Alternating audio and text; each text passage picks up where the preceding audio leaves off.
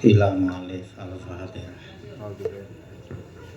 Bismillahirrahmanirrahim. Alhamdulillahirabbil alamin arrahmanirrahim maliki yaumiddin. Iyyaka na'budu wa iyyaka nasta'in ihdinas siratal mustaqim. Shiratal ladzina an'amta 'alaihim ghairil maghdubi 'alaihim waladdallin.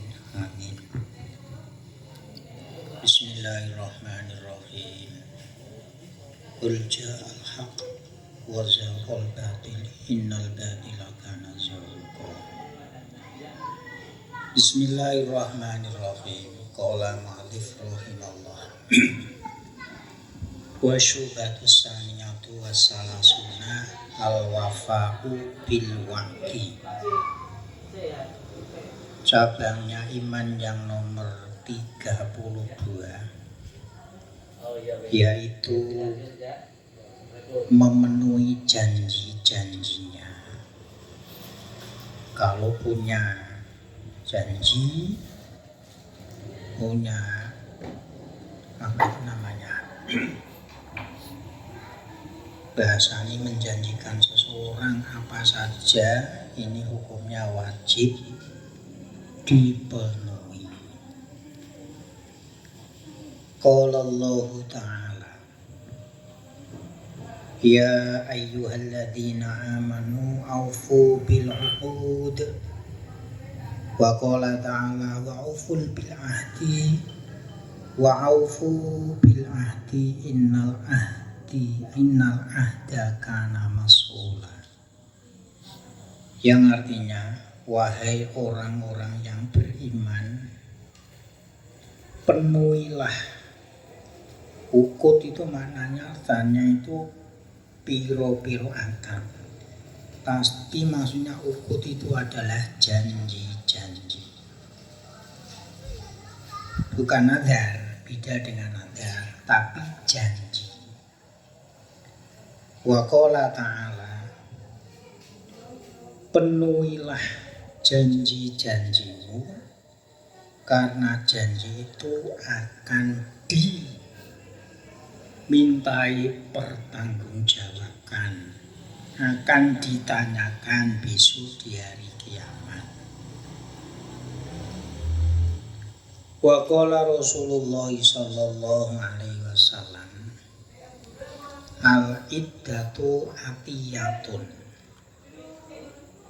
Yang artinya, Rasulullah bersabda, janji itu adalah pemberian. Dalam arti, orang bisa berjanji, orang bisa punya keinginan dan dipandang bisa menepati, itu sebenarnya adalah pemberian terbaik dari Allah. Rasulullah Shallallahu Alaihi Wasallam, al-iddatu dainun, janji adalah hutang, dalam arti harus dipenuhi. Jadi janji itu sama seperti hutang, dalam arti sama, itu harus dipenuhi. Bahasanya dipenuhi, dibayar. Janji ini apa? Kowe nek iso mulang aku ngapal juz ama, ora apal tapi iso maca Quran, kuwi tak janjikan ziarah umpamane. Tapi kalau nadar itu pribadi. Tapi kalau janji itu kepada orang. Ini bedanya nadar. Jadi istilahnya nadar itu janji kepada Allah, tapi kalau janji-janji biasa itu kepada manusia. Jadi umpamane, nanti saya kalau lulus, saya ingin iktikaf di masjid selama 1 jam. Itu nadar karena dengan Allah. Tapi kalau janji itu dengan manusia. Wa qala aidan, Rasulullah bersabda, salasun fil munafiqi, tanda-tandanya orang munafik itu ada 3. Idza hadasa kaliba, yaitu ketika berbicara, atau bukan hanya bicara, kalau cerita-cerita dia bohong, omongane ngapusi, tidak terbukti. Wa idza wa'ada akhlafa, ketika dia janji dia bahasanya berkhianat. Istilahnya nulayani janji, kalau bahasa Indonesianya itu apa? Berkhianat, tidak menepati. Dari kuno nang itu rezeki aku mau ditraktir, ternyata ora traktir. Itu berarti janji. Janji tidak dipenuhi. Ini berarti munafik. Wa idza tumina khona, ketika dia dipercaya dia berkhianat. Bahasanya Jawa cidro. Kon menyampaikan salam, ya, misalkan lungo ning Jakarta, Zula lungo ning Jakarta, ketemu wong, delalah wong iki asline wong Semarang, akrab karo Pali, ngomong-ngomong, Zula nanti kalau kamu pergi atau pulang ke Semarang, tolong sampaikan salam saya ke Pali. Ngomong Zula, ya nanti saya sampaikan. Tidak bilang insya Allah, sampaikan. Lah ternyata ketemu ora disampaikan. Ini namanya dipercaya tapi khianat. Ya bilangnya insya Allah. Nek menijo janji, berarti yo berarti janji. Wal makna, arti hadis idza hadasa kaliba dan seterusnya. Idza istama'a hadhihi salasu fi muslimin, ketika sifat munafik 3 ini berkumpul pada diri orang Islam, nek ngomong cerita ngapusi, nek janji nulayani, nek dipercaya khianat, fahaluhu yusbihu halal munafiqin, maksudnya sifatnya atau perilakunya orang Islam itu menyerupai orang munafik. Yo dia tetap Islam, cuman sifatnya, perilakunya itu perilaku munafik. Ini nggak boleh. Kama afatul aziziu, seperti apa yang diriwayatkan atau pendapatkan Imam Azizi. Wa syubatu salisatu wa salasuna, cabang iman yang nomor 33, asyukru, yaitu bersyukur. Syukur dengan nikmat apa saja, nikmat akal sehat, nikmat badan sehat, nikmat rezeki, nikmat ilmu, sedikit banyak harus disyukuri. Jadi syukur itu orang nalika oleh duit, oleh bayaran, nabi syukur alhamdulillah. Upama lara ki ya alhamdulillah, dielingi karo Gusti Allah. Jadi apapun itu kita kembalikan. Pemberian Allah itu namanya syukur. Dan syukur itu apa itu namanya? Menasarukan, menggunakan nikmat apa saja ke jalan yang baik, jalan yang diridhoi oleh Allah. Sing penting ora maksiat, itu namanya syukur. Ya, sing penting tidak maksiat itu dinamakan syukur. Jadi syukur menasarukan atau menggunakan nikmat yang diberikan oleh Allah pada jalan yang diridhoi Allah. Yang penting orang maksiat, Itu namanya syukur. Qala Allah Ta'ala washkuru li wala takfurun. Bersyukurlah kalian semuanya kepadaku, wala takfuruni, dan jangan mengkufuri. Dalam hal mengkufuri itu mengingkari pemberianku. Jadi kalau kufur itu nanti kafir itu bukan. Dalam arti kufur di sini adalah mengingkari nikmat pemberianku. Jadi perintah, kalau perintah berarti syukur itu adalah wajib. Wa qala ta'ala ma yafalullahu bi'adabikum in syakartum wa amantum. Ini kelihatannya itu ayat ini sepele, tapi kalau kita benar-benar bersyukur, jadi nanti nikmatnya itu oleh Allah benar-benar akan diberikan. Ma yafalullah, Allah tidak akan melaksanakan, dalam arti memberikan siksaan kepada Anda semuanya bila Anda pintar bersyukur dan Anda iman. Jadi apapun yang kita terima sedikit banyak itu harus disyukuri. Karena mungkin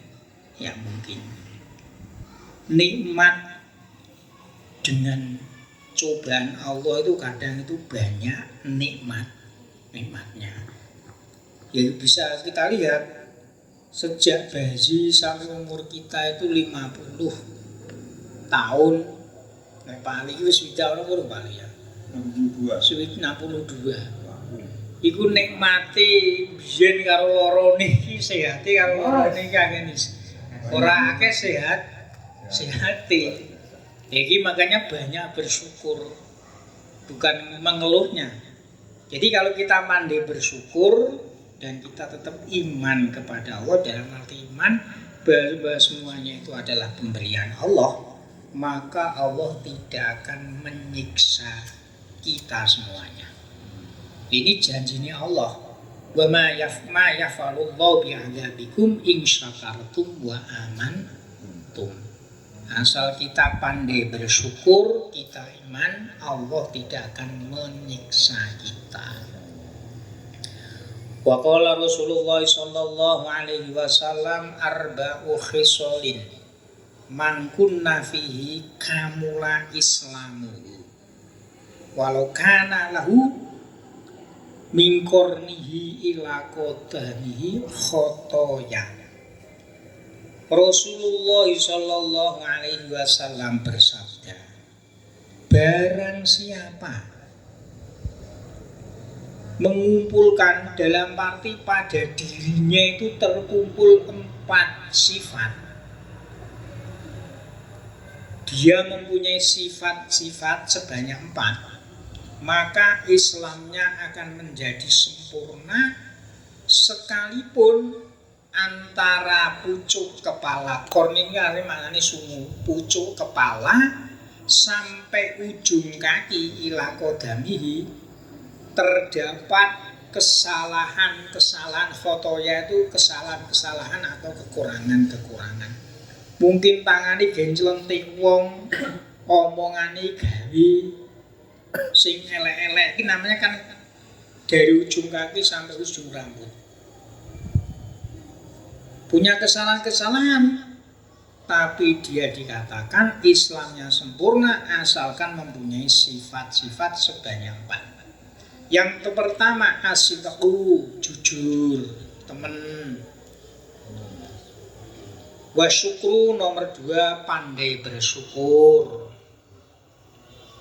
Nomor 3 wal haya'u, malu, dalam arti malu itu malu kepada Allah, melakukan kemaksiatan atau dosa-dosa. Ora kok malu ning nggone wong, tapi isin ning nggone Gusti Allah, malu melakukan perbuatan dosa. Dan yang nomor 4 husnul khuluqi, yaitu punya budi pekerti yang baik. budi pekerti kepada Allah, budi pekerti kepada manusia, budi pekerti kepada makhluk-makhluknya Allah selain manusia. Ya, budi pekerti kepada Allah, tentu kita menjalankan perintahnya, menjauhi larangannya. Budi pekerti dengan manusia ya tentu sesuai dengan situasi dan kondisi. Nek wong Jawa, wong tuwa kan cah nom karo wong tuwa ki piye, wong tuwa karo anak ki yo piye. Dengan makhluk-makhluk selain manusia, pamane kamu duwe manuk ki manune ki piye? Dirawat apa dijarni ben mati. Ini namanya punya akhlak yang baik. Wong di kucing ya kucing kudu kei pangan dirawat. Ora syukur dipentungi wae. Nah, wa syukru yang tadimu min ilmin wa halin wa amalin. Bersyukur itu bisa terurai dari 3 perkara, yaitu ilmu, perilaku, dan amal. Maksudnya wong iso diarani syukur ini loh. Ini tinjuannya bisa terurai itu dengan 3 hal, yaitu dingelmoni maksudnya. Syukur yo dingelmoni, syukur yo diperilakoni, syukur yo dilakoni. Nah, fal ilmu wa ma'rifatun nikmah minal mun'im. Kita bisa bersyukur dingelmoni itu apa? Bahwa syukur itu kita melihat nikmat semuanya itu adalah pemberian Allah, mun'im, zat yang memberi nikmat. Makanya dikatakan alhamdulillahi rabbil alamin. Segala puji. Kok segala itu ana pira to? Puji itu ada 4. Segala puji. Ya karuan kalau kita diberi nikmat kesehatan itu dari Allah. Ya kita kembali kepada Allah. Kita melihat sehat itu pemberian Allah. Kalau misalkan saya memberikan kepada Pak Ali rokok, makanan, minuman, Pak Ali rasa melihat, rasa ngelem aku banget.